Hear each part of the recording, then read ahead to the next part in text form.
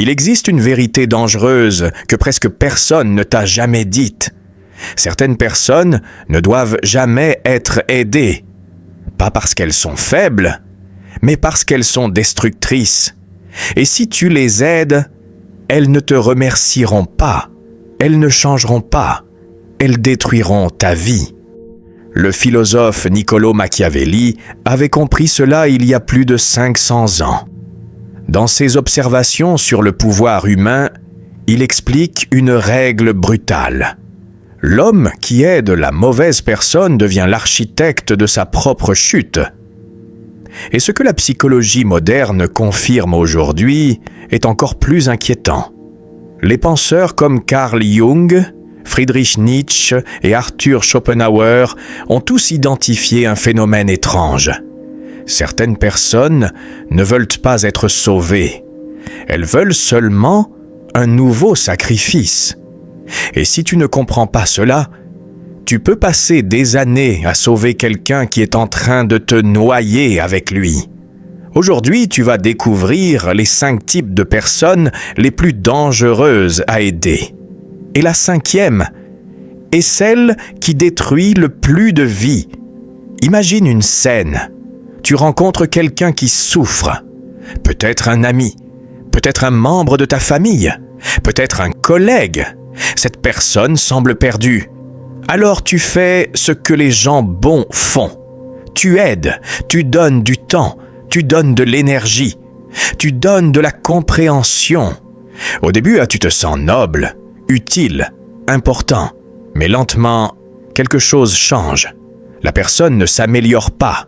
Elle devient dépendante, puis exigeante, puis critique. Et un jour, tu réalises une chose terrible. Tu n'es plus celui qui aide. Tu es devenu celui qui se sacrifie. C'est exactement ce que Machiavel observait chez les dirigeants naïfs. Dans les jeux de pouvoir humain, aider quelqu'un sans comprendre sa nature est une erreur fatale. Car comme l'expliquait Carl Jung, l'ombre d'un homme est plus dangereuse que sa faiblesse. Et certaines ombres dévorent ceux qui essaient de les sauver. La personne éternellement victime. Le premier type de personne dangereuse à aider est la victime éternelle. Au début, elle semble simplement malchanceuse. La vie est dure avec elle. Les gens l'ont trahie. Le monde est injuste. Mais avec le temps, tu remarques quelque chose. Tout est toujours la faute de quelqu'un d'autre. Toujours. Le patron, les amis, la famille, la société, le système. Jamais elle. Le philosophe Schopenhauer expliquait que certaines personnes utilisent la souffrance comme une identité. Parce qu'une victime permanente obtient 3 choses: sympathie, attention et responsabilité zéro. Quand tu aides cette personne, tu crois faire une bonne action. Mais en réalité, tu nourris son rôle de victime. Et plus tu aides, plus elle devient impuissante. C'est un piège psychologique. Carl Jung appelait cela l'archétype de la victime. Une identité qui se renforce à chaque sauvetage. Et Machiavel observait déjà ce mécanisme chez les courtisans. Un homme qui se présente comme faible peut manipuler les forts, parce que les forts ressentent l'obligation d'aider. Mais cette aide ne crée pas la gratitude. Elle crée la dépendance. Et la dépendance devient rapidement du ressentiment, car la victime éternelle commence à détester celui qui la sauve. Pourquoi?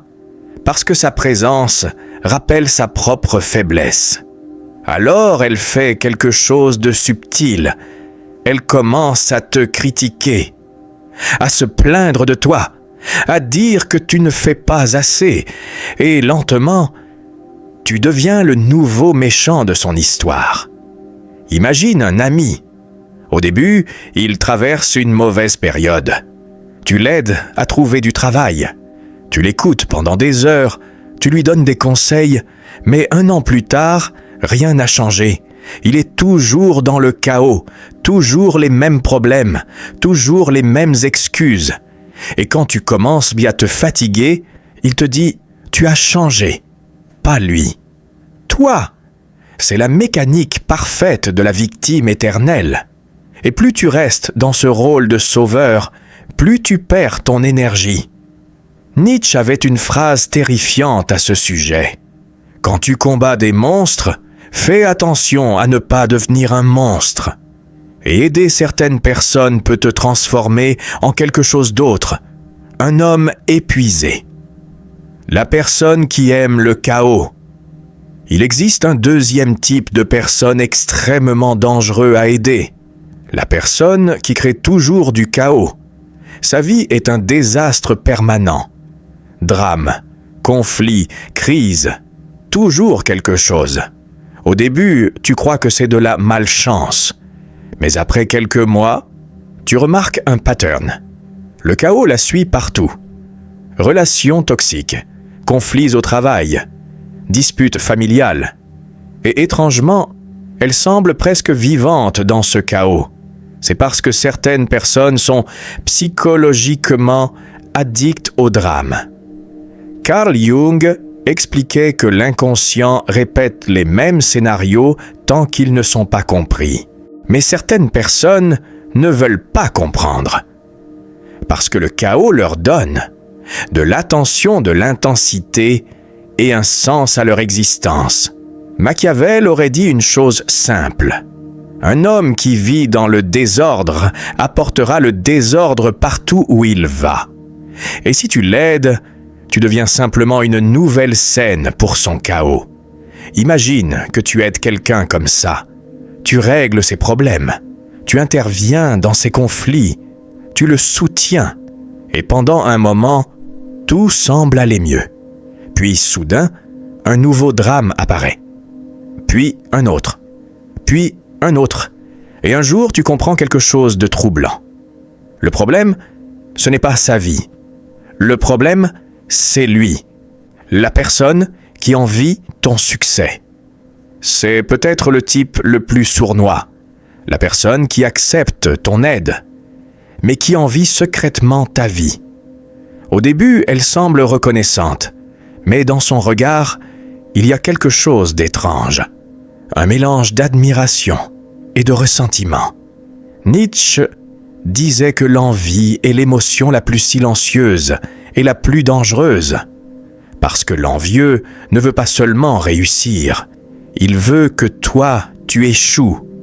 Et lorsque tu aides quelqu'un qui t'envie, tu lui donnes quelque chose de précieux, un accès à ta vie, à tes projets, à tes faiblesses, à tes ambitions. Et un jour, cette personne utilise ces informations contre toi, pas toujours de manière spectaculaire, souvent de manière subtile, des critiques, des sabotages, des rumeurs, des découragements. Carl Jung appelait cela l'ombre projetée. Quand quelqu'un ne peut pas supporter ta lumière, il essaie de l'éteindre.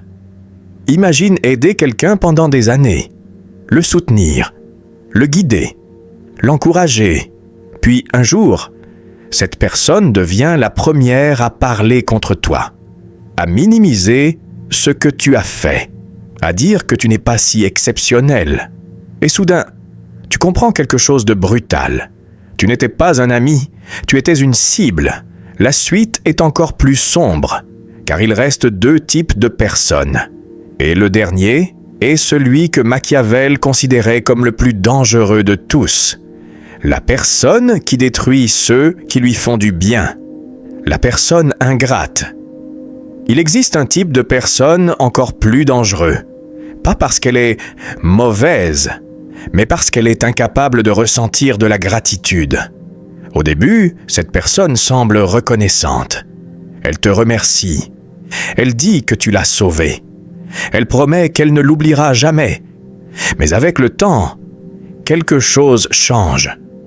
Ce qui était autrefois un cadeau devient une attente, puis cette attente devient une obligation, et finalement, ton aide devient insuffisante. Le philosophe Niccolò Machiavelli écrivait quelque chose de brutal sur la nature humaine. Il disait que les hommes oublient plus facilement la mort de leur père que la perte de leur héritage. Ce qu'il voulait dire est simple. La gratitude humaine est fragile, très fragile. Et certaines personnes possèdent une psychologie encore plus dangereuse. Elles ressentent une chose étrange lorsqu'elles reçoivent de l'aide, de l'humiliation. Parce que recevoir signifie reconnaître sa faiblesse. Et pour certaines personnes, cette faiblesse est insupportable. Alors leur esprit crée un mécanisme de défense. Au lieu d'être reconnaissant, elles commencent à te détester. Le philosophe Arthur Schopenhauer disait « Faire du bien à certains hommes, c'est leur donner une raison de te haïr. » Pourquoi ? Parce que ton aide leur rappelle constamment une chose. Sans toi, El Monoreia les aurait pas réussi. Et l'ego humain préfère souvent détruire celui qui l'a aidé plutôt que d'accepter cette vérité. Imagine un mentor. Il aide quelqu'un pendant des années.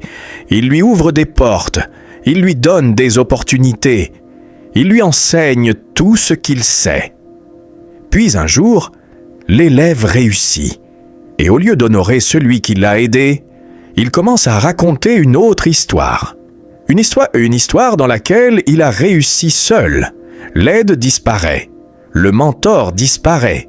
Et parfois, le mentor devient même un obstacle dans le récit. C'est un phénomène que Friedrich Nietzsche décrivait comme une forme de ressentiment. Une personne incapable d'accepter qu'elle doit sa force à quelqu'un d'autre. Alors elle réécrit le passé. Et celui qui l'a aidé devient soudainement inutile ou même mauvais. Tu crois aider quelqu'un, mais dans son esprit, chaque aide que tu donnes devient une dette. Et certaines personnes ne veulent pas vivre avec des dettes.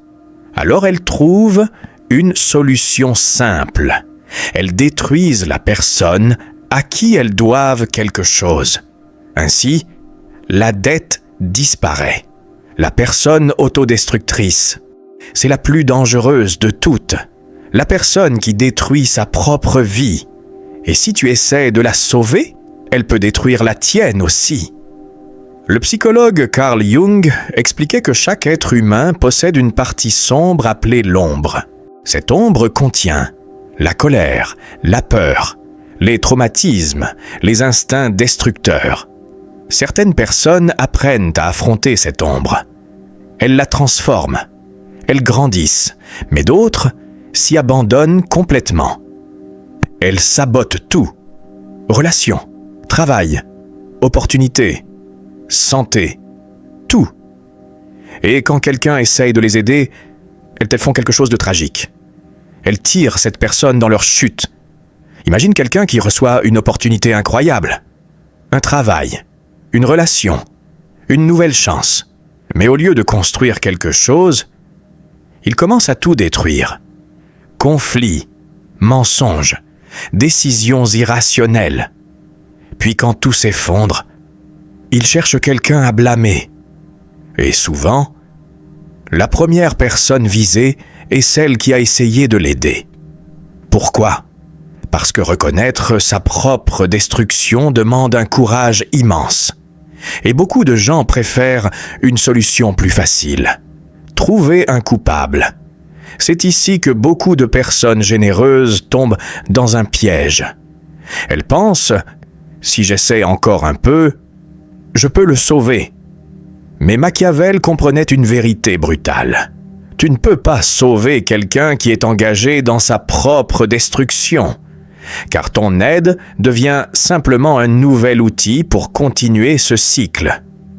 Il existe une raison profonde pour laquelle certaines personnes tombent dans ces situations. Un rôle psychologique très ancien. Le rôle du sauveur. Certaines personnes ressentent un besoin intense d'aider, de réparer, de sauver. Et au début, cela semble noble. Mais ce rôle peut devenir dangereux, parce qu'il attire exactement les personnes qui ont besoin d'être sauvées, mais qui ne veulent pas changer. Carl Jung expliquait que lorsqu'une personne ignore sa propre ombre, elle essaie souvent de sauver les autres pour éviter de regarder ses propres blessures. C'est ce qu'on appelle le complexe du sauveur. Et les personnes destructrices savent instinctivement reconnaître ce type de personnalité. Elles le sentent, elles s'y accrochent, et parfois, elles ne le lâchent jamais. Voici la vérité que Machiavel avait comprise sur la nature humaine. La générosité sans discernement n'est pas une vertu, c'est une faiblesse. Aider les bonnes personnes peut transformer des vies, mais aider les mauvaises personnes peut détruire la tienne. C'est pourquoi les hommes les plus sages de l'histoire ont appris une règle simple. Observer avant d'aider. Comprendre avant de donner. Et parfois, avoir le courage de ne rien faire. Parce que la compassion la plus intelligente n'est pas celle qui sauve tout le monde. C'est celle qui choisit qui mérite d'être sauvée. Alors rappelle-toi de ces 5 types de personnes. La victime éternelle. La personne qui vit dans le chaos. La personne qui envie ton succès. La personne ingrate. Et la personne autodestructrice. Si tu rencontres ces profils, sois prudent. Parce que dans la vie, il existe une vérité que peu de gens acceptent. Certaines batailles ne doivent pas être combattues. Et certaines personnes ne doivent pas être sauvées. Et parfois, la décision la plus puissante que tu puisses prendre n'est pas d'aider quelqu'un, mais de partir.